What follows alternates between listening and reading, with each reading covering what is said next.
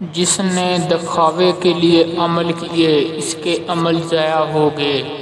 اللہ تعالیٰ کا قرب وہی ہے جو مخلوق خدا پر شفقت کرتا ہے۔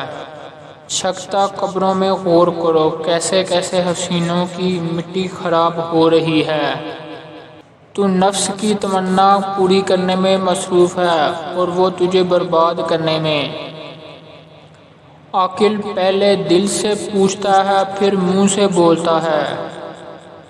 جس نے مخلوق سے کچھ مانگا وہ خالق کے دروازے سے اندھا ہے۔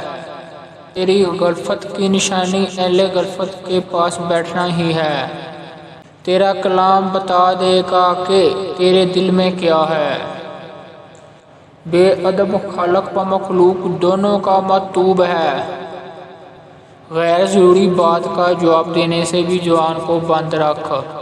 تیرے سب سے بڑے دشمن تیرے برے ہم نشین ہیں۔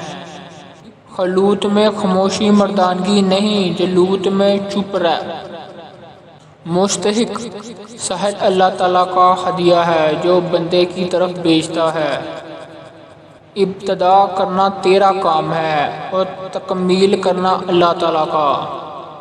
جس عمل میں تجھے حلاوت نہ آئے سمجھ لے وہ عمل کیا ہی نہیں۔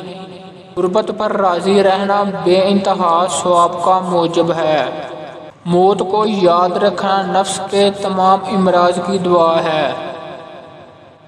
ظالم مظلوم کی دنیا بگاڑتا ہے اور اپنی عاقبت۔ اللہ تعالیٰ کے دشمنوں کو راضی رکھنا عقل و دانش سے دور ہے۔ بدگمانی تمام فوائد کو بند کر دیتی ہے۔ جسے کوئی مصیبت نہ پہنچے اس میں کوئی خوبی نہیں۔ اپنا سب کچھ اللہ تعالیٰ کے حوالے کر دے، وہ سب تمہارے حوالے کر دے گا۔